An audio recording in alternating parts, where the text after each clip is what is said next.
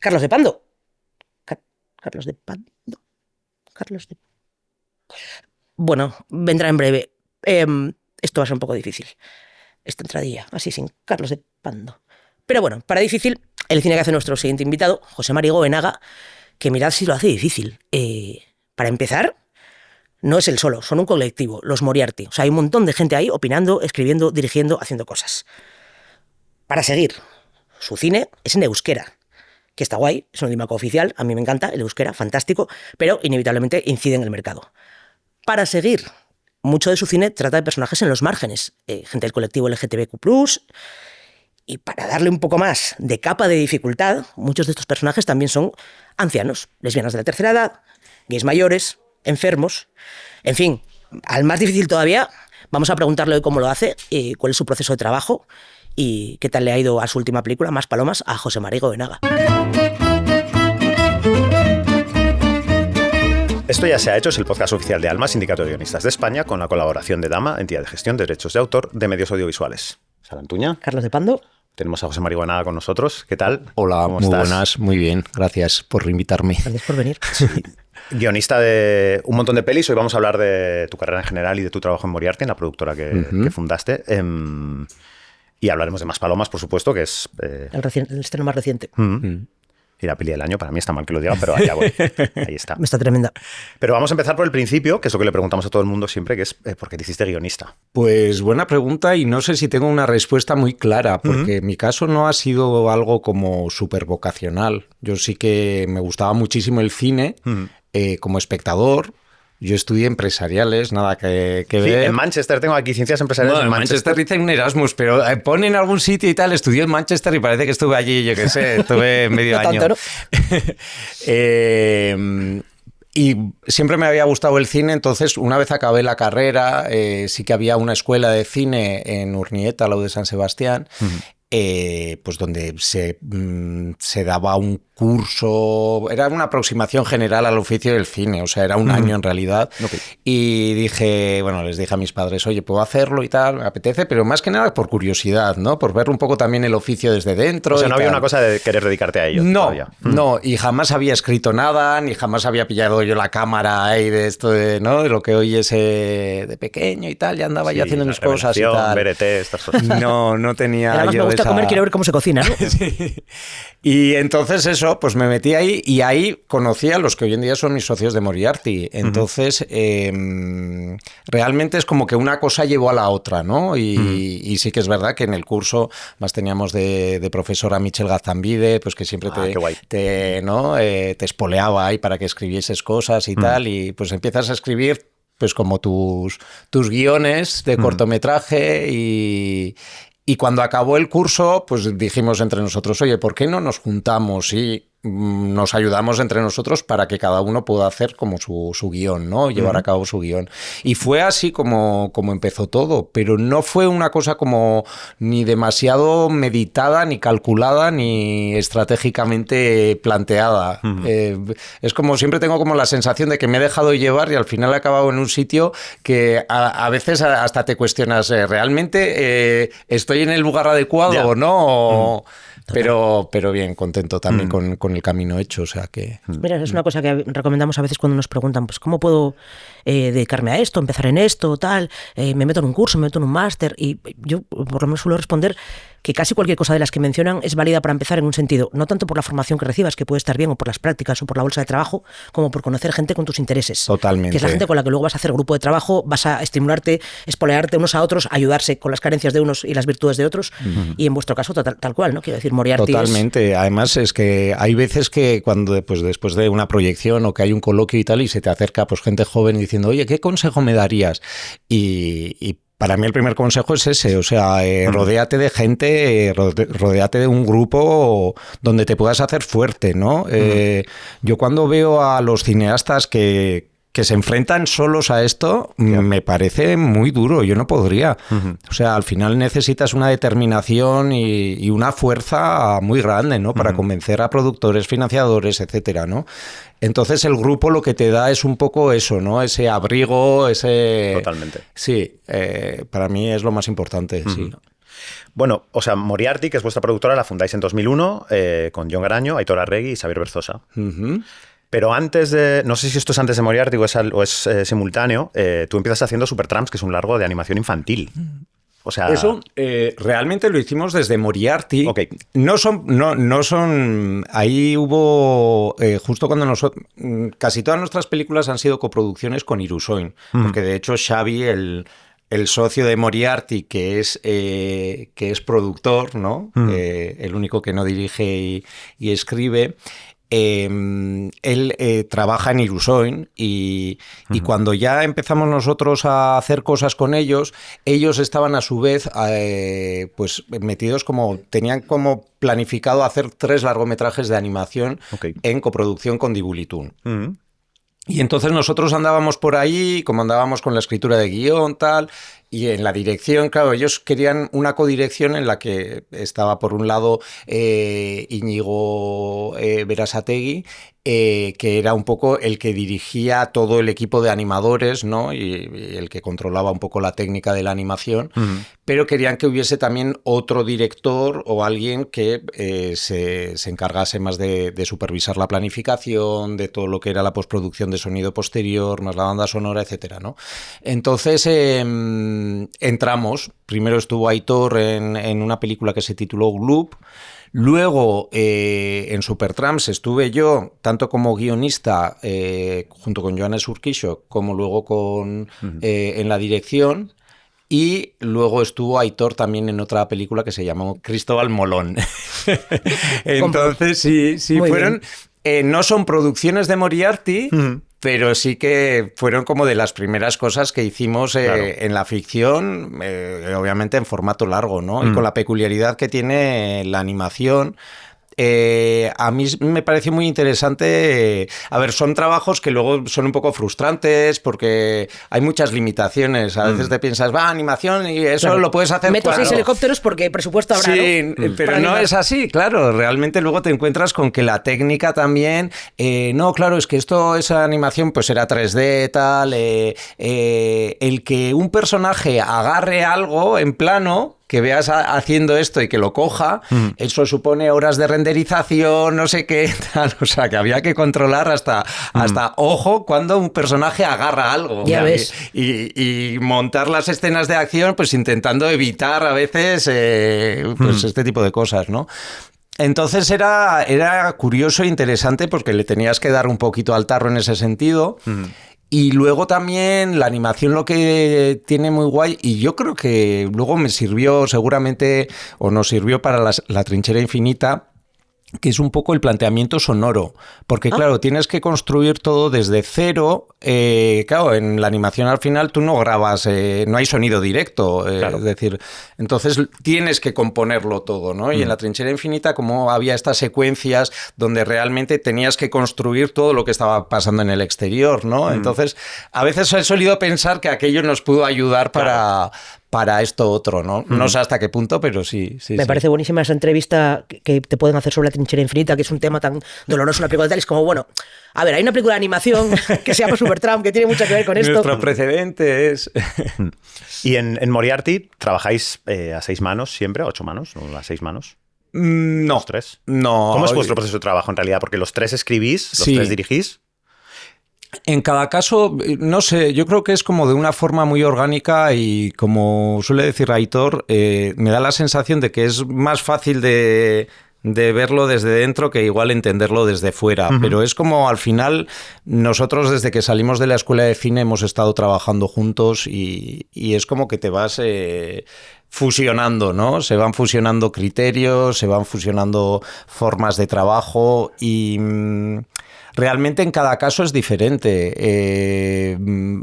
Por ejemplo, en el guión sí que en Marco hemos estado los 3, más Jorge Gil. En Andía estuvimos también los 3 con Andoni de Carlos. Pero por ejemplo en la Trinchera Infinita solamente firmábamos Luis Verdejo y yo, ahora he firmado solo yo, o sea, no siempre estamos implicados de la misma manera, ¿no? Okay. Pero incluso en los casos en los que no se firman, sí que estás también contribuyendo al guión, entre otras cosas, porque también luego lo vas a dirigir y al final siempre está este límite, ¿no? Donde acaba el guionista y donde empieza el director, ¿no? Totalmente. Y en ese sentido, pues bueno, sí que a pesar de que, por ejemplo, en Maspalomas lo firmé solo yo, obviamente tanto Aitor como Jon han estado ahí, ¿no? Y han dado su feedback, han sugerido, oye, esto no, a veces te sirve también que lo lean para a ti reubicarte, ¿no? Porque igual has perdido la perspectiva y, oye, no, pues es que ahora creo que funciona peor esto o tal, entonces... O sea, todos leéis lo de todos. Sí. Y todos dais notas y todos aportáis dentro de que luego depende, efectivamente, de la película y luego del guión. Que entres en el proceso de escritura o no, ¿no? Mm. Por ejemplo, pues en Marco primero empezaron Jorge y Jon, luego entré yo en el confinamiento, luego entró Aitor, pero en cada caso es diferente, ¿no? El proceso de Andía, la primera versión la escribió Andoni de Carlos y luego estuvimos mucho tiempo trabajándolo Aitor, Jon y yo juntos. Ese ha sido como igual el proceso donde más hemos estado juntos. Bueno, ese y el de la serie de Cristóbal Valenciaga, que ahí también, junto con Lourdes Iglesias, también, además era la época de la pandemia, me acuerdo, pues eso, largas sesiones de reuniones con la mascarilla puesta, tal, bueno, en fin. Y sí, yo creo que en cada caso te vas adaptando un poco a lo que te va pidiendo el proyecto, ¿no? Es verdad que luego siempre hay como esos momentos donde... No, normalmente, igual lo de Andía es una excepción, pero normalmente suele ser más, uno escribe una versión, lo leemos todos, hacemos una reunión, se deciden ciertas cosas, se fijan ciertas cosas, lo coge otro o lo coge ese mismo, se va decidiendo en el momento, ¿no? Oye, pues a mí ya me gustaría darle ahora un toque o tal, ¿no? Entonces, bueno, todo tuyo y haz los cambios y lo vamos viendo, ¿no? De manera un poco asamblearia, ¿no? Un poco de sí, todos... qué buena sintonía, también te digo, ¿no? Sí, bueno, buena sintonía, pero también con broncas de por medio, ¿no? O sea, sí, esto tiene que, o sea, quiero decir... sí, hay mucha bronca, pero... Lo bueno es eso, que es al final una relación muy de hermanos, ¿no? Casi que bueno, sabes que va a haber broncas y va a haber piques, pero bueno, sabes que al día siguiente vas a volver y vas a seguir normal, ¿no? Trabajando. ¿Y cuando llegáis a una versión definitiva es porque todos estáis en el mismo barco ya? ¿O de vez en cuando hay alguien que dice, yo soy más responsable de esta película y creo que esto es lo correcto y los demás deciden cómo ceder ahí? Hombre, siempre hay alguien con quien relacionas más el proyecto, ¿no? Porque normalmente la idea, obviamente, la plantea una persona y entonces es esa persona quien lleva más el peso de... No es que lleve más el peso, pero sí es como si en el último momento hay que decidir algo y no estamos de acuerdo, tal. Tampoco pasa mucho esto, porque al final a base de hablar y hablar y hablar, pues llegas como a un entendimiento y llegas a puntos en común, ¿no? Pero si hay algo en lo que no se está de acuerdo, normalmente la persona que ha traído la idea y quien más tiene igual ese motor interior, ¿no? Que quizá ha pensado más en ella también, ¿no? Sí, quizá ha pensado más en ella también. Sí, pues por ejemplo, en Marco era Jon el que... Claro, entonces hay un momento en el que igual... recurres a él a decirle, a ver, pero ¿qué es lo que quieres contar exactamente? ¿No? O sea, porque sí, yo puedo querer contar algo, pero tú eres quien has planteado esto y vamos a ver. ¿Por qué trajiste esta historia en primer lugar, ¿no? ¿Que te llama la atención o qué parte querías desarrollar? Sí, entonces sí que ahí recurres mucho a quien ha traído la historia. Claro. Porque ¿cuántos proyectos podéis tener a la vez, más o menos, o simultáneamente? No te creas que muchos, depende, ahora mismo por ejemplo hemos parado un poco y estamos como más, sí que Jon ha estado desarrollando un proyecto de serie con Jorge y luego se verá si entramos o no entramos, pero si no ahora pues empezaríamos, bueno sí, ahora Aitor está también con un guión que ya recibió en su día una ayuda y está dándole vueltas, yo también voy a retomar otro proyecto, pues cada uno igual está con uno, tampoco, yo simultáneamente con dos, yo es que no soy capaz de hacer dos cosas a la vez, la verdad. Pero sí que me acuerdo que en el momento del confinamiento, que fue cuando desarrollé Maspalomas, el tratamiento, más o menos por la misma época yo me metí en el proyecto de Marco también. Entonces ahí sí que hubo un poco con los dos, pero más de dos no. O sea, quizá puedes alternar, digamos, un proyecto más personal, que podría ser en este caso más Palomas, sí, con un proyecto que sea más parte del trabajo colectivo, ¿no? De mientras estoy con mi cosa, leo de este o participo en esto. Puede ser. Para que no te pete la cabeza también. Sí. Y luego, claro, en nuestro caso también a veces se mezclan, a lo mejor no solo guión, sino que igual estás, pues ahora mismo que estás en la promoción de Maspalomas, pero bueno, empiezas a escribir otra cosa. Igual simultáneas también trabajos diferentes, ¿no? No solo guión y guión, sino guión y algo de dirección, ¿no? Estás igual haciendo el casting para algo, buscando localizaciones, pero a la vez estás retocando otro guión. Sois muchos, pero hay mucho trabajo, ¿no? Sí, pero ya te digo que yo a veces tengo la sensación, yo cuando veo a algunos guionistas o cineastas en general que están a 1000 cosas, yo digo, ostras, yo no soy capaz, ¿no? Luego, desde fuera, otros te dicen, joder, no paráis y tal. Y entonces dices, igual la percepción es diferente, ¿no? Desde fuera y desde dentro, sí. Me acordaba, a medida que lo contabas, del sistema de trabajo de Pixar, pensando también en la animación, que es esta cosa de que todos participan del asunto, pero hay una persona que es la que lleva realmente el testigo de todo, que es la que, no sé si la que decide al final, pero de alguna manera cuya opinión se tiene más en cuenta porque es el impulsor del asunto, pero es verdad que ahí ellos además no solo participan los guionistas y los directores, sino también los animadores. O sea, hay una parte como lo que te decía, súper asamblearia de participar, respetando siempre la visión única, ¿no? de la persona que te es que al final sí que tiene que haber, bueno, sobre todo porque bueno, ya te digo, en Balenciaga fue todo como muy en común. Es verdad que Lourdes trajo un planteamiento de proyecto, pero a partir de que Disney dio luz verde, era como que lo teníamos que hacer nuestro, ¿no? Que lo íbamos a dirigir. Entonces sí que fuimos como muy, muy a la vez, ¿no? Pero sí, si no, sí que al final se tiene que haber una voz, ¿no? Es verdad que en nuestro caso también ya llevamos tanto tiempo trabajando juntos que se va como fusionando, ¿no? Y no es una cosa meditada, pero sí que tengo la impresión de que al final, esto igual suena como muy raro tal, pero como que Moriarty va generando su propia voz, ¿no? Y es como una sensación extraña, es algo que está ahí, o sea, y que surge de la tensión creativa entre nosotros tres, no entre otros tres cualquiera, sino que yo creo que es al final como una especie de sello autoral generado por tres cabezas. Y no es una cosa como ni muy meditada pero sí que creo que hay algo de eso, ¿no? Que va adquiriendo como ese trabajo colectivo, va adquiriendo como una voz propia y unívoca, ¿no?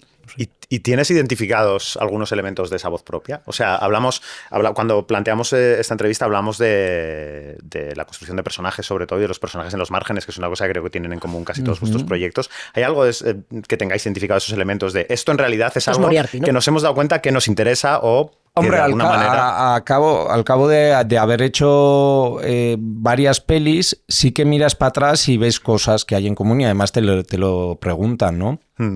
Por ejemplo, todo el tema de la incomunicación dentro de la familia, el tema de la identidad, el tema de la construcción del relato, el tema del ocultamiento, de qué muestras, qué no muestras.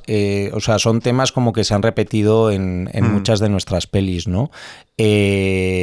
Por ejemplo, siempre decimos que en Maspalomas es verdad que tiene mucho de nuestra primera peli de Larogue y Egunean, pero tiene mucho también de La trinchera infinita, ¿no? Porque La trinchera infinita al final, obviamente, era la crónica de varios sucesos, de varios casos que ocurrieron en España, pero también queremos creer que tenía como una dimensión también metafórica, ¿no? En el que hablábamos un poco de ese miedo a dar el paso, de ese miedo a salir.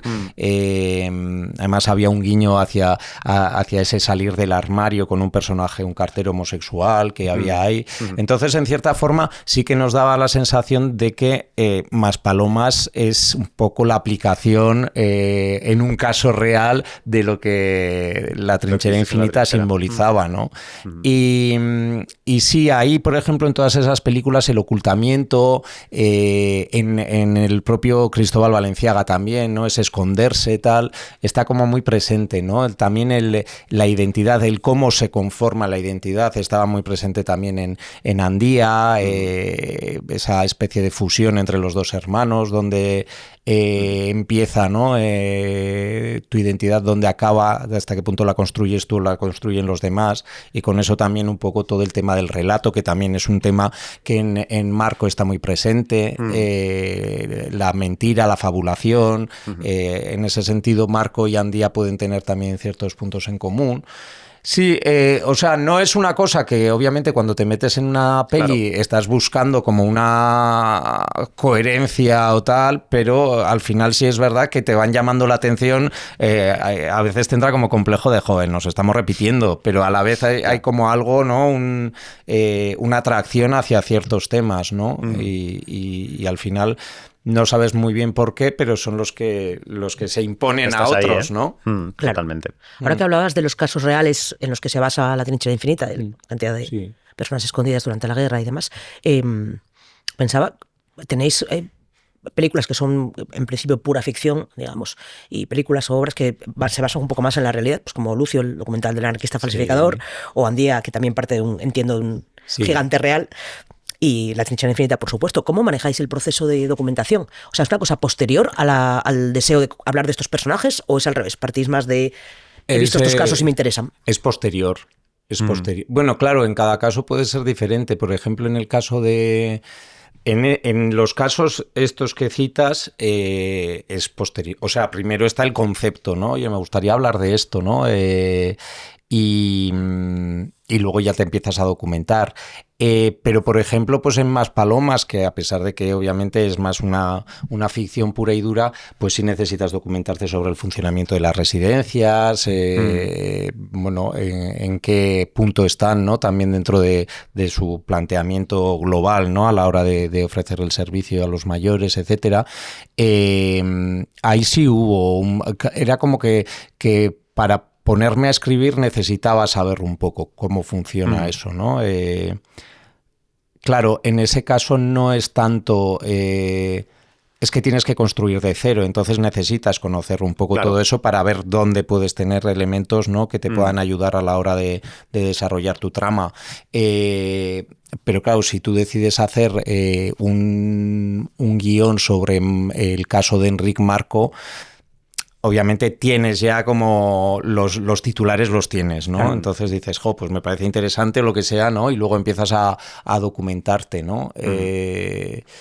Claro, en el caso de Marco además fue como un proceso de documentación extraño porque nosotros a priori queríamos hacer un documental y estuvimos trabajando en ello hasta que descubrimos que el propio Enric Marco nos estaba mintiendo. Por supuesto. Y estaba haciendo, y estaba a la vez que Jorge estaba yendo a visitarle y estaba estando con él, estaba haciendo otro documental, bueno, el que finalmente hizo Santiago Fillol y Lucas Bernal, estaba ya trabajando en ese y no nos había dicho nada, ¿no?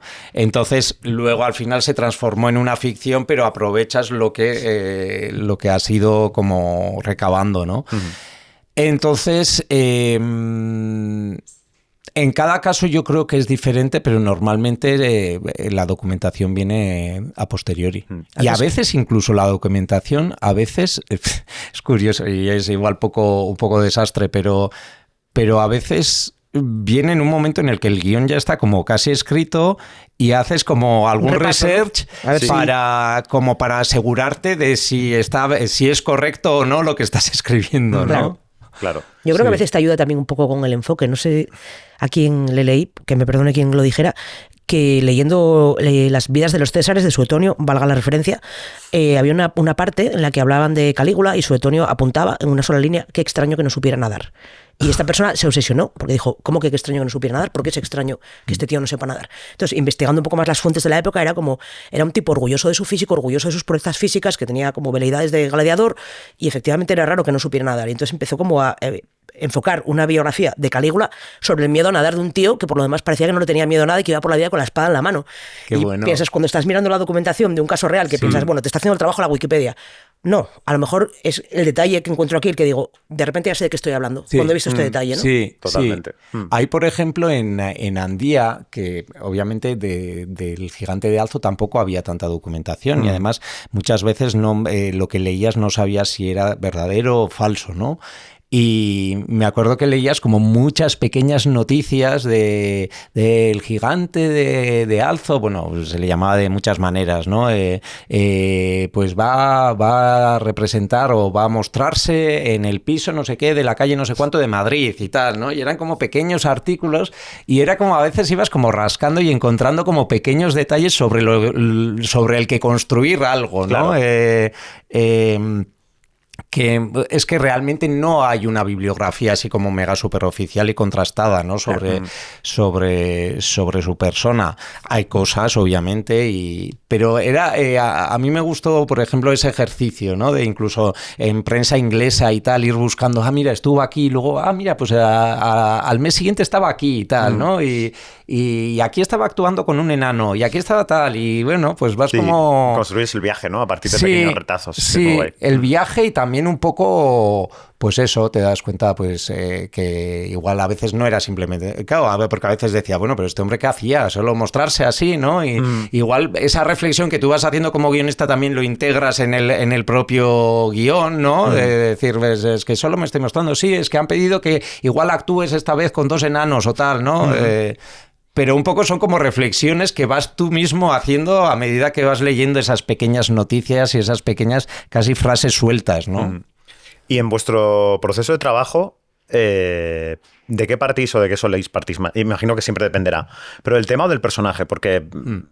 Está claro, o sea, lo que me parece que siempre tienen vuestras pelis es un diseño de personajes fortísimo, que creo que es lo que sostiene en realidad todo el asunto. No sé si es que igual es figuración mía, que la trama os interesa menos y en realidad os interesa más el personaje. ¿O? Pues no, fíjate que no, ¿eh? Normalmente partimos más yo creo que de la trama o de una idea, ¿no? Claro, a veces la idea puede estar vinculada tanto a la trama como al personaje, ¿no?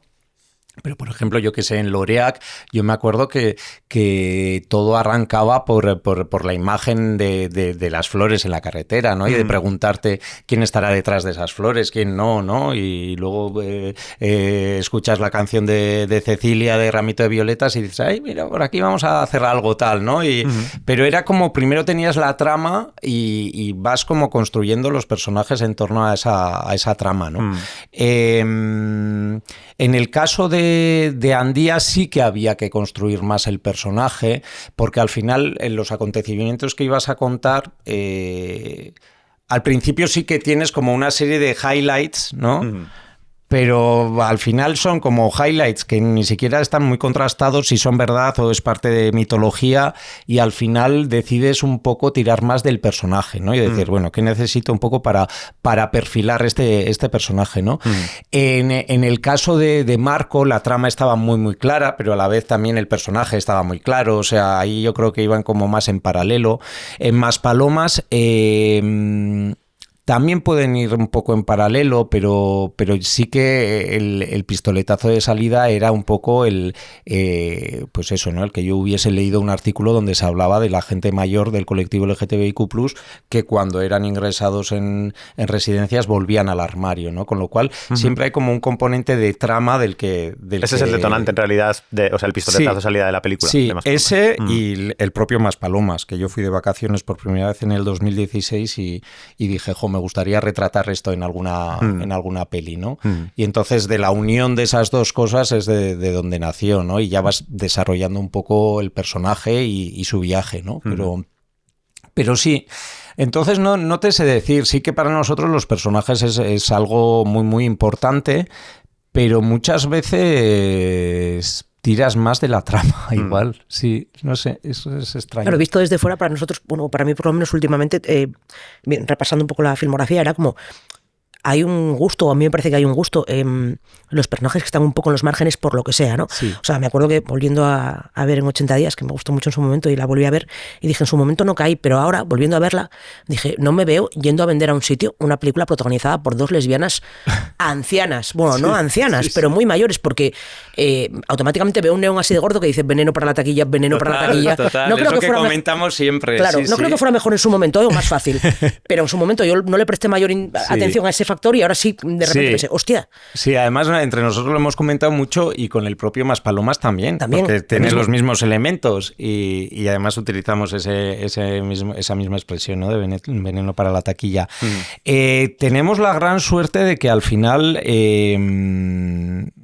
hacemos películas que se pueden financiar, digamos, obviamente con ayudas, en algunos casos con plataformas, con televisiones, etcétera. Y la taquilla es como algo, sería lo ideal, ¿no? Pero es como algo residual también, o sea, algo entra y tal, pero es como que financias más el proyecto por las otras vías, ¿no? Pues obviamente no te vas a enriquecer, pero al menos sí vas a poder hacer la peli, ¿no? Vas a conseguir que exista, ¿no? Sí. Que ya dices, lo normal es que el estado normal de las películas es que no se hagan de estas pelis por doble. Sí. Entonces, en ese sentido, tenemos el gran privilegio, yo creo, de no pensar demasiado en la taquilla. Y bueno, eso nos ha llevado a hacer estas pelis, pero es verdad que si te paras a pensar mínimamente, dices, ostras, esto... Lo que parecen condicionantes a la contra, al final te da la libertad de poder hablar de estas cosas, ¿no? Que no es lo que normalmente ves. Sí, pero luego también te sorprendes a veces porque obviamente Maspalomas no ha sido un taquillazo, pero no ha funcionado mal. No ha ido mal, ¿no? No ha ido mal. Obviamente en el País Vasco ha hecho más que en el resto de España, pero en el País Vasco es curioso porque en una película que a priori igual parece como muy de nicho, ¿no? Muy del público LGTBIQ+, de repente, muy posiblemente por la presencia de José Ramón Soroiz y por el premio que ganó en San Sebastián, de repente todo el mundo quería ver la peli y ha hecho muy buena taquilla. Entonces, a veces es también inesperado, ¿no? Porque obviamente ahí tiene mucho que ver José Ramón Soroiz, pero también hay un punto de que, bueno, incluso de curiosidad, de morbo, de cuando llega la película a un lugar, es como que todo el mundo quiere tener una opinión y quiere verlo y quiere participar un poco de eso, ¿no? Totalmente, estaban Sirat y Maspalomas, ¿no? En plan, había que ver las dos para poder hablar. Sí, bueno, y los domingos ahora. Los domingos, por supuesto, ahora mismo también. Y en un momento en el que el cine tiende, de manera general, a reclamar personajes más jóvenes, más normativos y demás, ¿es consciente la decisión de mirar hacia otros lugares, más arriba, más abajo, y pensar? Porque ocurre en Egunean, ocurre en Loreac, ocurre también en la propia Cristóbal Valenciaga, que habláis del diseñador ya retirado en un momento de su vida en el que en Marco estos personajes también tienden a desaparecer de la ficción muy rápido, ¿no? Sí. Mira, es otro punto otra constante bastante clara en nuestras pelis, ¿no?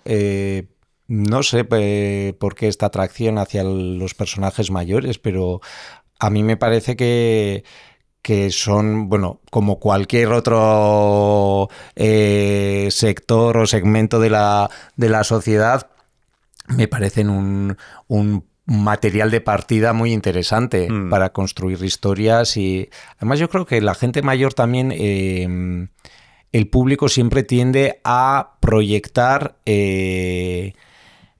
la sensación de que la vida se acaba. O sea, así dicho, igual suena muy dramático, pero es algo que está ahí, ¿no? Ya le has dado la vuelta al jamón de la vida, ¿no? Sí, eso es. Ya, como decimos en el País Vasco, ya has hecho la ciaboga, que es cuando las traineras, ¿no? Ya dan la vuelta y están volviendo. Entonces, sí, y eso es algo que obviamente tú cuando desarrollas la película no estás constantemente pensando en eso, pero yo creo que el espectador es algo que lo tiene ahí, ¿no? Y esto ya en la época de Laroga y Egunean, en 80 días sí que lo percibíamos. Hombre, en Egunean lo dice Garasi tal cual. Cuando conoce a Maite dice, nunca había hablado con una lesbiana de tu edad, no conocía ninguna lesbiana de tu edad, que yo cuando vi la peli pensé, sí, hombre, Sí, ¿no? Y empiezas a pensar en plan, ¿cuántas lesbianas conozco de esta edad? Y luego piensas, ¿cuántas lesbianas de esta edad conozco en el audiovisual? Yeah. Porque en la vida cotidiana aquí no tenía una profesora de inglés, ¿sabes? Sí, o de total. literatura.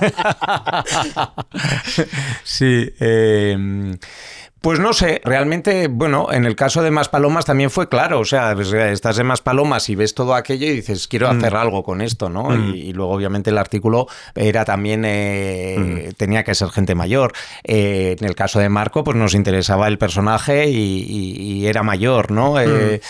No hay como algo premeditado en todo esto, pero sí que entiendo yo que hay como una querencia hacia las historias bueno, no sé si decir historias crepusculares, pero sí, no sé si decir historias crepusculares, porque muchas veces, en muchos casos, yo creo que sobre todo en Laroga y Egunean y en Maspalomas, tengo la sensación de que a veces tratamos a nuestros personajes mayores como adolescentes. Hay como un punto de descubrimiento de algo en la vida, ¿no? Pese a que son mayores, son como adolescentes en alguna faceta, ¿no? Qué interesante esto. En Egunean se ve muchísimo, ¿no? Hay como un cortejo, un gustarse y no saber por qué. Claro, y es una forma, yo creo que también responde un poco a una estrategia de cómo conectar con esos personajes, porque claro, cuando te planteas hacer una película con personajes mayores como protagonistas, siempre tienes el miedo de pero yo tengo, pues en el caso de Laroga y Egunean teníamos 30 y pocos años, ahora ya tenemos casi 50, pero estás como diciendo, ¿cómo puedo conectar yo con estos personajes, ¿no? Entonces hay como una especie de ir para atrás para mirar para adelante, ¿no? Y buscar en tus vivencias, ¿no? Y proyectarlo hacia el futuro, ¿no? Totalmente. Sí. En el caso concreto, si quieres hablamos un ratito de Maspalomas. En el caso concreto de Maspalomas, leímos que en los ensayos diseñasteis 15 fases de la evolución de Vicente. ¿Es real esto? Sí. Bueno, esto fue... No sé si tanto en los ensayos, fue yo creo en el momento de la planificación, que luego te sirve también para los ensayos, etcétera. Y luego eso tiene reflejo en pantalla, yo creo que en unos casos más claramente, en otros menos, pero sí que nos ayudaba un poco a ubicarnos, ¿no? Con respecto, al final, en Maspalomas, digamos, la psicología de Vicente es lo que nos va guiando un poco, ¿no? Y yo creo que el ejemplo más claro es sobre todo en el momento del propio spoiler. Spoiler. Pondremos la... Y luego cuando ingresa en la residencia, esa primera noche y luego la primera mañana, ¿no? Y ahí es como que ibas planteándote, bueno, tenemos una primera parte que es lo de Maspalomas, ¿no? Que era como, bueno, aquí es más descubrimiento de inmersión en una realidad tal cual, y eso lo tratábamos casi como un bloque. Pero luego ya empezabas, bueno, la primera noche, quietud, después del contraste ¿no? Marcar el contraste mucho entre lo anterior y esa primera noche. Yo voy a decir, perdón, sí. Una chorrada, pero es que yo, o sea, recuerdo viendo la peli, en un momento dado no tenía tan claro que fuera el mismo actor. Ya, en el cambio, y el cambio, que era como, no sé qué está pasando aquí. Serio, ¿no? Hasta que hay un momento en el que eres consciente y dices, no puede ser, pero luego tiene todo el sentido en realidad. Sí. Perdón, que te he cortado, que estabas con... Sí, no, y luego pues la primera mañana, ¿no? Queríamos que hubiese un punto ahí de una realidad que le está pasando por encima a nuestro personaje, ¿no? Y él no está sabiendo pillar posición, o sea, porque todo es como una avasalle constante, ¿no? Sonoro, mucho input, mucha pregunta ante la que no sabes cómo contestar. Entonces, ahí decíamos, no, aquí necesitamos, además era algo que estaba ya marcado desde guión, entra una música sincopada, no sé qué, tal cual, y sí que vas como pensando un poco en cómo va este hombre construyendo otra vez ese armario, ¿no? Luego había como ese momento de enfado, de rabia, y era el momento de la discusión con su hija, y luego el momento en el que se mete con el auxiliar, ¿no? Y ahí ya está como la construcción definitiva de ese armario, que para nosotros era el momento en el que ya le dice a la psicóloga de no quiero tener a este como auxiliar, ¿no? Que es como que ya estás asumiendo que ya está. O sea, no has sabido reaccionar, no quieres dar explicaciones, entonces tiras para adelante en ese ocultamiento y quitas cualquier elemento que te pueda suponer una amenaza, ¿no? Y bueno, pues vas construyendo un poco en base a eso, esas fases, ¿no? En algunas afectan más a la expresividad de la película, en otros casos es una reflexión interna, sin más, ¿no? Y teniéndolo tan claro como lo tenéis, o sea, hay un debate un poco constante siempre que se habla de la creación del personaje. Siempre hay como un crédito compartido, ¿no? El director dice, hicimos esto, creamos esto. El actor o actriz también dice, hicimos esto, creamos esto. ¿Hasta qué punto sois firmes y decís lo que hay es lo que hay y es lo que nos gusta? ¿O dejáis también que la gente que va interviniendo en el proceso también aporte?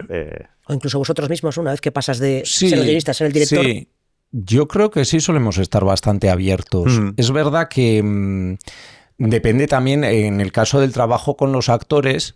Claro, cada actor es diferente y hay actores que les gusta aportar y hay actores que les gusta a mí dime lo que tengo que hacer, ¿no? Entonces tú también te adaptas un poco a eso, ¿no? Pero sí que hay un proceso de búsqueda. Nosotros cuando escribimos el guión luego siempre hay un momento, esto sobre todo es más evidente igual en las películas que hacemos en euskera, un proceso de adaptación de los diálogos a la forma de hablar. Obviamente tiene que haber una lógica. La realidad lingüística del euskera es compleja porque en cada zona es una forma de hablar diferente. Entonces, obviamente, si vas a construir una familia, intentas que todos hablen de la misma manera o tal. Pero luego, si te puedes permitir el que ciertos personajes puedan hablar, da igual de qué manera, intentamos que se adapte a la forma de hablar de los actores. Entonces vas repasando todo el guión y preguntando, ¿esto tú cómo lo dirías? O ¿cómo? Y es un ejercicio interesante porque a la vez que es como que vas trabajando de fuera para adentro, ¿no? Porque a la vez que haces esta pregunta al actor, te dice... Ya, pero bueno, ¿qué es lo que quiero decir? Claro, porque si quisiese decir tal, lo diría de esta manera, pero si quiero decir tal, lo diría de esta otra manera. Entonces es como que empiezas a hablar también un poco de las motivaciones internas, etcétera, etcétera, ¿no? Claro. Y a veces incluso en ese proceso surgen ideas o surgen de repente, ¿no? Líneas de diálogo o derroteros que no esperabas, ¿no? Claro. Entonces, sí, luego, por ejemplo, en el caso de La trinchera infinita, tanto Belén como Antonio construyen mucho el personaje, desde lugares diferentes, ¿eh? Antonio es muy orgánico y tal, pero necesitan creerlo al 100%, ¿no? Entonces, ellos van a aportar. Y yo siempre he defendido esto, pero sí que es verdad que en La trinchera infinita de repente sí hubo un momento como de crisis personal, de que a veces igual estabas dando ok a cosas que te aportaban, que era guay, pero luego decías, ostras, pero les he dicho que sí a esto, a quitar esta línea de diálogo, pero claro, si no se dice esto no se va a entender esto. Es que eso pasa tanto todo el rato. Y entonces es como, de repente notaba como que el suelo se estaba moviendo y, ostras, no sé hasta qué punto estoy cediendo en algo que no tengo que ceder o afortunadamente luego vas encontrando el lugar, ¿no? Claro. Y al final yo creo que a la larga es más lo positivo que... Pero sí que hay un momento como de crisis personal mía, porque yo siempre que estaba defendiendo, a mí me gusta que el actor aporte creativamente y tal, y de repente, ostras, a ver, pero ¿dónde está mi guión? Tal. Claro. Sí. Pero bueno. Terminando con más palomas ya, porque ya me he sacado el cartito de las tijeras. Ahora que el discurso sobre la diversidad está más presente, ¿notáis o habéis notado con más palomas una aceptación a ese tipo de personajes del colectivo más amplia que lo que ocurría antes con Egunean, por ejemplo?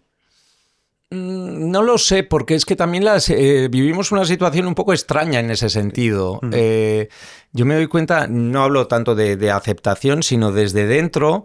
Alguien preguntaba, ¿qué es lo que ha cambiado, digamos? Yo creo que hablaba mucho en nuestra forma de trabajo, ¿qué es lo que ha cambiado desde Larogue y Egunean a Maspalomas, ¿no? Pero a mí me llevó la reflexión a pensar que realmente hay una reflexión en Maspalomas que es también sobre lo fácil que podemos perder los derechos, ¿no? Y lo fácil que podemos perder lo conquistado, ¿no? Que bueno, que en cierta manera el caso de Vicente también puede representar eso, ¿no? Y en Laroque y Egunean era algo que ni te planteabas, o sea, porque estabas en otro momento, ¿no? Y yo creo que era un momento, pues seguramente en ese sentido como más ilusionante o más, incluso más naif tal vez, pero no creías que pudiese darse ese retroceso, ¿no? Ya. Y de repente ahora vivimos una realidad en la que parece como que es posible, ¿no? Que se puede dar ese retroceso. Sí, y que lo tienes que pelear. Claro. Y tienes que estar ahí atento. Y entonces, no es exactamente lo que me estabas preguntando. Pero bueno, sí va muy en la línea, creo. Pero sí que hay algo de eso, ¿no? Sí que a la vez, yo, por ejemplo, cuando estaba escribiendo Maspalomas, una de mis preocupaciones mayores era cómo lo iba a recibir la gente del colectivo. Porque también hay mucha diversidad de corrientes de opinión, de tal, claro. Y yo decía, a ver, van a pensar que realmente es un personaje cisnormativo, que ya basta de hablar de esto, que estamos en otro momento de, ¿no? Pero a la vez yo sentía que tenía que hablar de este señor, ¿no? De este señor que es de otra generación y obviamente pues es un señor homosexual. Muchas cosas de señor. Sí. No, sí tiene sus cosas de señor, ¿no? Sí. Entonces sí que tenía miedo a ver cómo se iba a percibir, ¿no? O también esto que últimamente se comenta mucho de, ya estamos hartos de que la homosexualidad siempre sea retratada en clave de drogas, dramática, fiestas. en clave o bien es una parodia o es un dramón, ¿no? Y siempre con finales tristes y no sé qué y Mira, tal. Perdón, por alusiones, me quedé hasta el último crédito de Maspalomas porque tenía muchísimo miedo que esto fuera como Los Vengadores y la escena final fuera se ha ahogado, ¿vale? Spoiler, perdón, pero era como alguien se mete en el mar y yo digo adiós Alfonsina Stormy, adiós. Nosotros hemos fantaseado alguna vez con que apareciese un tiburón y se lo comiese. Yo estaba ahí como no las tenía todas conmigo, porque estamos muy acostumbrados a películas con final. Sí, no hay sorpresa. Es verdad que hay quien interpreta ese final como un posible suicidio. Yo lo interpreté así y me quedé hasta el final, en plan, sigue nadando, va bien, de momento no parece que se ahogue. No estaba dentro de nuestras intenciones, pero sí que es verdad que nos lo ha comentado más de una persona. Ojo, y he discutido también bastante el final de Egunean, spoiler. A ver si quedamos un día para tomar un café, a ver si quedamos un día. Y yo he dicho, van a quedar. Y a mí me han dicho, no quedan, mira cómo se va destrozada. Y yo, pero porque el encuentro la ha impactado, pero igual quedan. Déjame pensar que igual quedan otra vez. Déjame pensar que sí. No quedan, ¿no? Ahí yo creo que cada uno se monte su película. Totalmente. Para mí no quedan. No quedan, ¿verdad? me lo temía.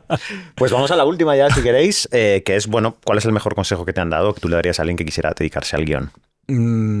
Yo creo, no sé si lo planteaba de esta manera, pero antes que hablábamos de Michel Gaztambide, gran guionista y no sé si mejor, pero igual de buen profesor.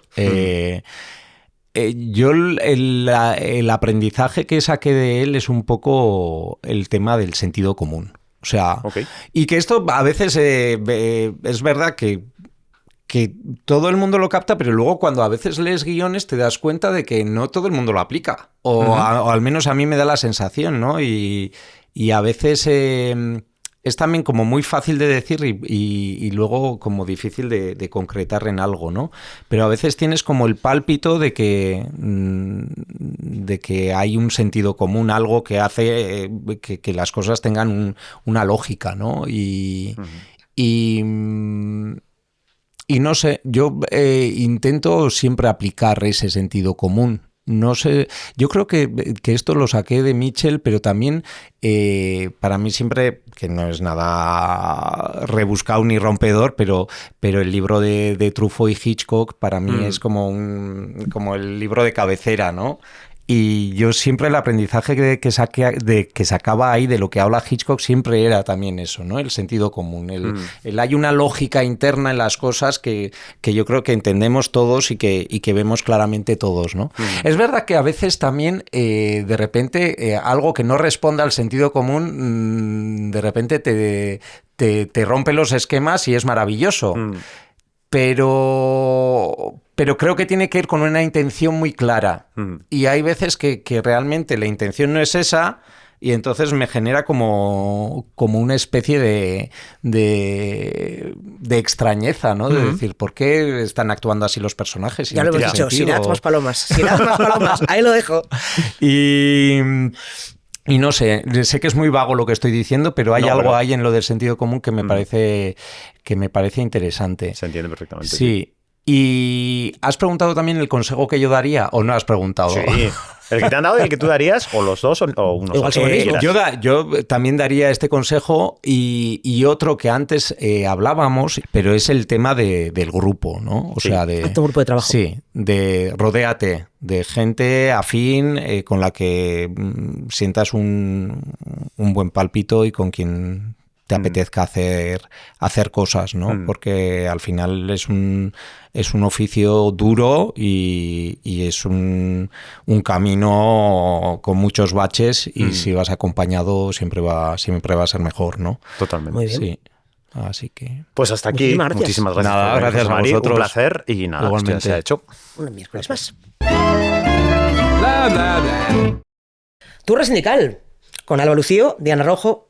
Nos falta de nuevo Carlos de Pando, así que estamos perfectas para que venga un tío a decirnos que solitas estáis, ¿no? Pues precisamente hoy viene muy bien este tema. Sí, porque el tema de hoy es... Sí, porque hoy venimos a hablar de una cosa que no solo atañe a los productores, sino a toda la industria. Hoy traemos un top 5 de frases machistas de la industria. Muy bien, bonita, pero sonríe, que sonriendo estás más guapa. Ay, no, por favor. No, vamos a hacer, todas estas frases en esa línea, pero más adaptadas a lo que es nuestro trabajo.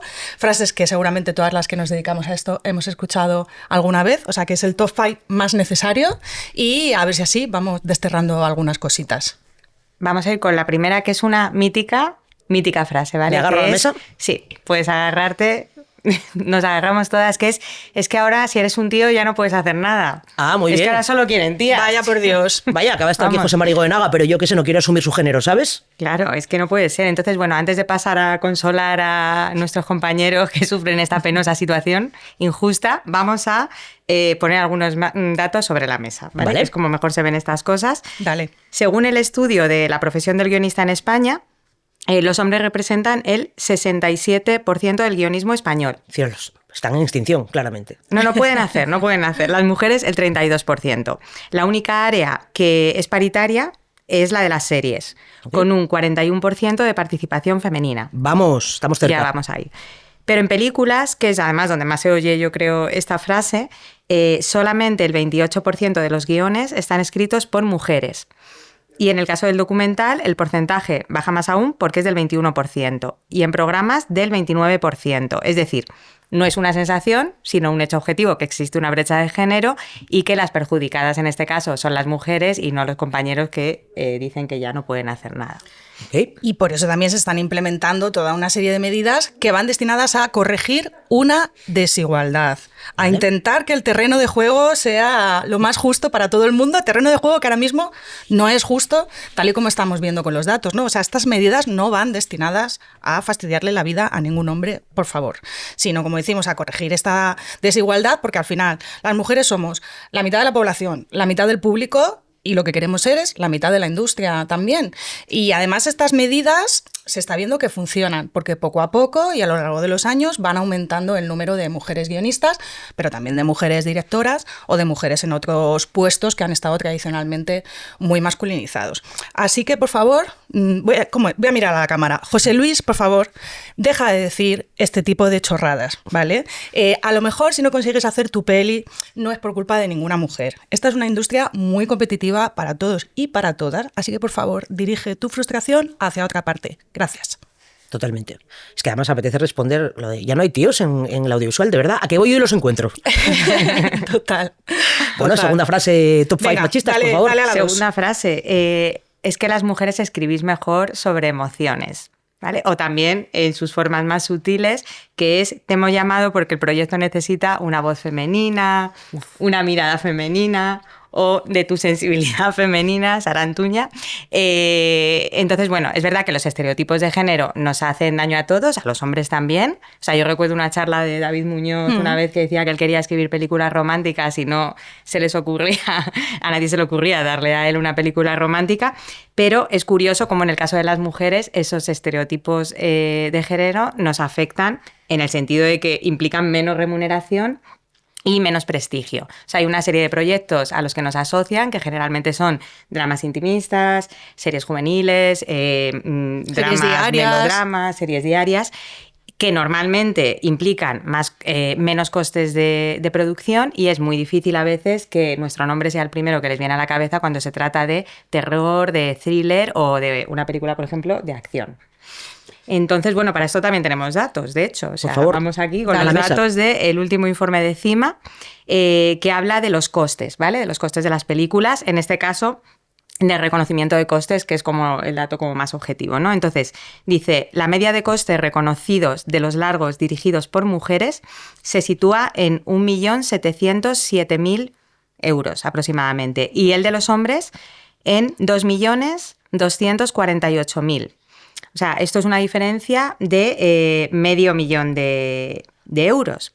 Es decir, que ya sea por prejuicios, por desconfianza o por lo que sea, los datos indican que muchas mujeres no accedemos a determinados tipos de proyectos. O sea, José Luis, lo de antes, ¿no? No solo puedes seguir haciendo cine, sino que encima te van a dar más dinero que a nosotros para hacerlo. Encima te van a dar las perras, vas a hacer las pelis más caras. A ver, o sea, es cierto que todos los guionistas y las guionistas a la hora de escribir ponemos mucho, obviamente, de nuestra experiencia, de nuestras vivencias, de nuestro bagaje, y eso obviamente pues puede condicionar el enfoque del proyecto o cómo abordes una historia o cómo abordes los personajes, ¿no? Yo creo que eso es fácil de entender. Pero, por favor, vamos a dejar de asociar que las mujeres guionistas somos mejor con las cositas del corazón, por así decirlo, porque esto de verdad yo creo que es, primero, muy antiguo ya, muy rancio, y luego, porque al final tú serás mejor o peor en un género, se te dará mejor o peor una cosa en función de cómo seas tú como guionista, de tu experiencia y de tu talento, y da igual que seas hombre, mujer o persona no binaria.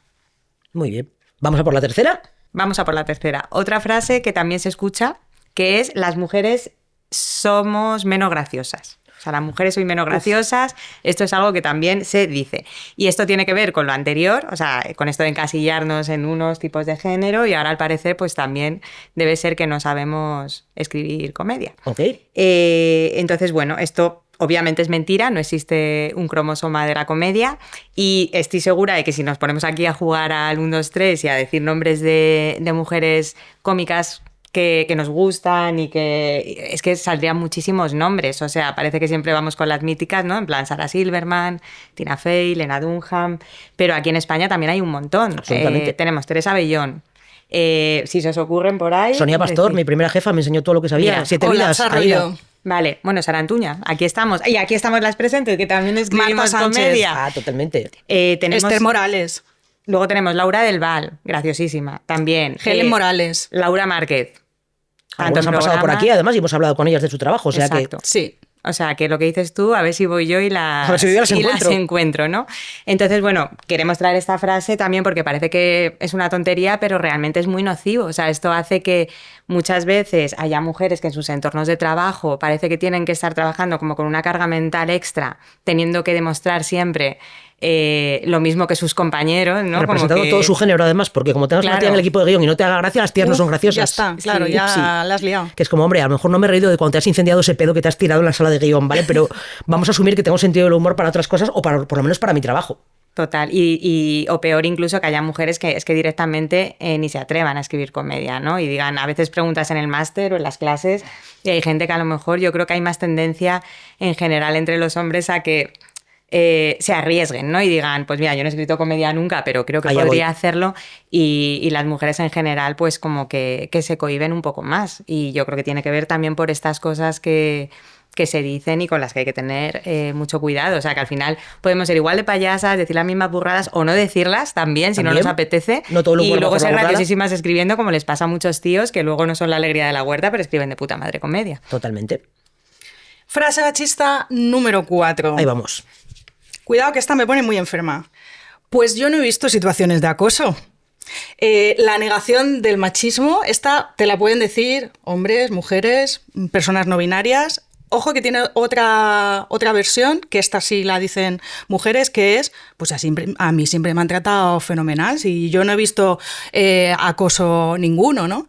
Yo cuando escucho esto siempre pienso, pues mira, o has estado muy ciega, o has tenido muchísima suerte, o a lo mejor igual es que esto que estás haciendo es una forma de negar y minimizar situaciones que vivimos prácticamente todas las mujeres, no solo en esta industria, en general. Así que, por favor, dejemos de decir esta frasecita. Es que además me parece increíble porque aplicada a cualquier otro campo es completamente absurda. Yo no tengo ninguna alergia, pero sé que hay gente que tiene alergia, que la padece, que es una realidad. O sea, no necesito tener fe en las alergias. Las alergias existen aunque yo no las tenga ni las padezca. Por eso detrás hay una intención que yo creo que en realidad tiene más que ver con esto, ¿no? Como con una intención de negar una realidad que por lo que sea tú estás haciendo un esfuerzo en negarla o en no haber querido verla, porque incluso aunque tú, insisto, hayas tenido muchísima suerte, hombre, estás en el mundo, ¿no? O sea, quiero decir, tienes compañeras, o sea, a lo mejor no has vivido tú algo en tus carnes, pero seguro que has visto cosas, o sea, esta cosa de, no, pues yo no he visto acoso ninguno, pues yo no he visto machismo ninguno. Sí, porque además es que es lo que decimos a veces, son situaciones también cotidianas que no necesariamente es una situación de acoso como muy clara o como muy extrema, pero hay pequeñas cosas, como esto que decimos, de ciertas cosas que se dicen, pues que están ahí y también son discriminatorias. De hecho, también hay datos. Vamos a los datos. Con los datos. También de nuestro estudio, que dice que el 40% de las guionistas mujeres ha sufrido acoso o discriminación frente al 15% de los hombres. Y en el caso de los hombres, para ellos la causa principal del acoso o discriminación en un trabajo es el conflicto laboral, y en el caso de las mujeres es el conflicto por razón de sexo. Así que, bueno, un poco lo que estábamos diciendo, que igual si no lo has visto, pues es que estabas mirando para otro lado. Claro. Y vamos con la última frase. Venga. Esta también es de mis favoritas. Esta da para hablar un rato. Échala a la mesa. Es un personaje femenino fuerte. ¿Vale? Cuidado que aquí hay que rascar. Yo cada vez que escucho esta frase en entrevistas, normalmente de promoción, normalmente más de alguna serie, se me llevan los demonios, porque ya no es solo que te digan lo que puedes o no puedes escribir como mujer guionista, que ya vemos que muchas veces nos intentan como encarrilar, sino que es que además creo que hay unas ideas muy preconcebidas muchas veces sobre cómo tienen que ser los personajes femeninos, ¿no? Entonces, vamos a hacer un poco de memoria, porque no hace tantos años en la ficción española había una tendencia, obviamente siempre hay excepciones, pero había una tendencia creo que bastante generalizada a que los personajes femeninos estuvieran un poco al servicio de los personajes masculinos, ¿no? Esto que yo además escucho alguna vez a guionistas más veteranos contar de, no, nos ponemos a hacer una serie, entonces primero creábamos todos los personajes masculinos, no solo que eran los protagonistas, sino que hacíamos todo ese diseño y luego al final metías un personaje femenino que era un poco muchas veces la chica, el interés amoroso, algo así. Y estos personajes femeninos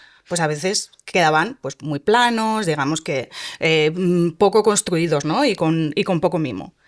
Y entonces hay un volantazo en la ficción española y empiezan a hacerse los últimos años muchas más series protagonizadas por personajes femeninos, ¿no? Como que esto de alguna manera se pone en valor. Y empiezan a surgir las grandes heroínas, ¿no? Como protagonistas de las series. Y se empieza a decir esta frasecita de es un personaje femenino fuerte. Y entonces yo cuando lo escucho, a mí siempre esto me produce mucho escozor y entonces he pensado, ¿qué hay detrás de esta frase para que a mí me moleste tanto? Yo lo que creo que pasa con estos personajes y con esta frase es que se está asociando de alguna manera este tipo de personajes a las características de lo que es la mujer del momento y la mujer feminista, según la idea que tiene la propia industria de lo que es la mujer del momento y la mujer feminista, ¿no? Que al final, ¿qué es? Pues puñito en alto, 8M, pero divina de la muerte y poco más. Entonces, cuando quieren decir que este es un personaje femenino fuerte, en realidad, debajo de eso no siempre hay un personaje complejo, porque las personas que estamos haciendo las series, luego sabemos que cuando te toca escribir una de estas heroínas, hay veces, no todas, pero muchas, en las que tú, como guionista, intentas darle una profundidad a este personaje y una dimensión y contradicciones y capas y que cometan errores o incluso aportar según qué cualidades que a lo mejor tradicionalmente se han asociado más a los personajes masculinos o que son cualidades negativas, tipo que sea una persona egoísta o que tenga ambición, y entonces te empiezan a intentar un poco en notas, en comentarios. Es que cae mal, ¿no? Mira, justo eso. Es que va a caer mal. ¿Va a caer mal por qué? Porque es ambiciosa y ¿de verdad crees que va a caer mal? O otra, es que no se va a entender. Es como, bueno, sí, si lo contamos bien, se va a entender todo, ¿no? Entonces te intentan de alguna manera llevar por un carril en el que al final hemos pasado de personajes femeninos a la sombra de los masculinos, hay un poco en un rincón súper planitas, a que estén en el centro de las historias, pero muchas veces tampoco nos dejan darle la dimensión y la complejidad que requiere no un personaje femenino, sino cualquier personaje, y también se quedan a veces ahí un poco pues planas. Entonces cuando dicen esto de es un personaje femenino fuerte, yo me pongo histérica porque creo que es que no entienden lo que están diciendo y creo que hay mucho detrás de esa frase. Totalmente. O que la gente que dice eso no se comunica con mujeres en la vida real, porque yo pienso, de hecho, también hay series, a mí me parece que están saliendo series maravillosas con protagonistas femeninas increíbles y súper complejas, o sea, tanto aquí en España como fuera, o sea, tú ves, bueno, esto no es Suecia, por ejemplo, digo, por decir cosas así también de los últimos años, La Ruta, La Mesías, Derry Girls, Fleabag, Better Things, o sea, hay un montón de personajes... Vida Perfecta, o sea, hay un montón de personajes femeninos súper interesantes que se están haciendo, que son complejos y que tienen debilidades, que es lo que decíamos, es que parece que fuerte es como que entonces no tienes debilidades ni contradicciones, pues eso es lo que precisamente hacen los personajes humanos, ¿no? Como los personajes masculinos y femeninos. Entonces, bueno, yo creo que es cuestión de que al final cuando haces este tipo de cosas con los personajes, a lo que te quieres asemejar también es a la vida real, ¿no? O sea, en la vida real las mujeres, hay un amplio espectro de mujeres y eso es lo que tienes que hacer, ¿no? También como productor. Ojo que esto lo decimos con conocimiento de causa.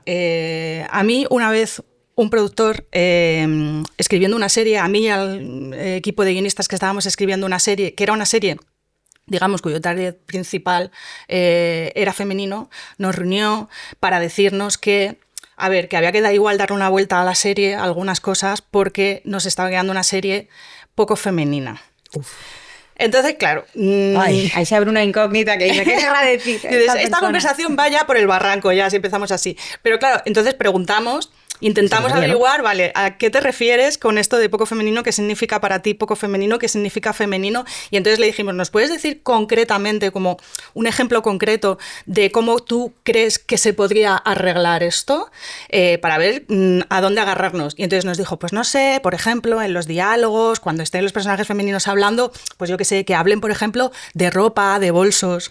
¡Wow! Claro, ¡Wow! Nos quedamos muertas y muertos, porque había también hombres guionistas, en plan, wow, vale, o sea, esto es lo que esta persona entiende como femenino. Y eso fue hace 2 días, ¿eh? Eso no fue hace mucho. O sea, que estas cosas a veces las decimos y nos suenan muy marcianas, porque a lo mejor también no todo el mundo se ha encontrado con ellas, menos mal, y porque, como decimos, también son excepciones, de la misma manera que cuando hablamos de las malas prácticas de los productores, no con esto que queremos decir que todas las series españolas se escriban así, ni mucho menos, por supuesto que no. Hay series maravillosísimas, pero ojo que yo creo que todavía esto lo seguimos viendo. Sí. Pues no le quito una coma a todo lo que habéis dicho. Totalmente, o sea, esto es cuestión además de todas y todos, o sea, es que parece que yo qué sé, que es una cosa que tenemos que cambiar las guionistas, mujeres que estamos afectadas por esta situación, pero bueno, que estés en el lado bueno del statu quo, no significa que no tengas también que poner cierta conciencia en esto, o sea, que es verdad que hay veces que se dicen cosas sin mala intención, que hay desconocimiento, que hay inconsciencia, pero después de esta turra ya, si alguien sigue diciendo estas frases y nos ve, vamos, mal. Vamos a pensar un poquito antes de hablar. Muy bien. ¿Lo estás oyendo, Carlos de Pando? Carlos ha huido. Ahora va a coger una fama. Carlos no quiso estar aquí el día de la turra. En fin. Muchas gracias, Alba Lucío, Diana Rojo. una turra más, un programa más en Esto ya se ha hecho. Os recordamos que podéis enviar vuestras preguntas para que hagamos un Alma Responde preciosísimo a podcastalma@sindicatoalma.es. Y un miércoles más. Esto ya se ha hecho. Esto ya se ha hecho es el podcast oficial de Alma, el sindicato de guionistas de España, con la colaboración de Dama, la entidad de gestión de derechos de autor de medios audiovisuales, y grabado en su sede de Madrid. Presentado por Sara Antuña y Carlos de Pando. Dirección Alba Lucío y Josep Gatell. Guión, documentación y producción Pablo Bartolomé, Diana Rojo, Borja González Santaolalla y Cristóbal Garrido. Producción y prensa Alma, Julia Yago y Ana Pineda. Redes sociales Diego Soto. Diseño gráfico Borja González Santaolalla. Realización y edición de Lemon Juice. Música Music Library.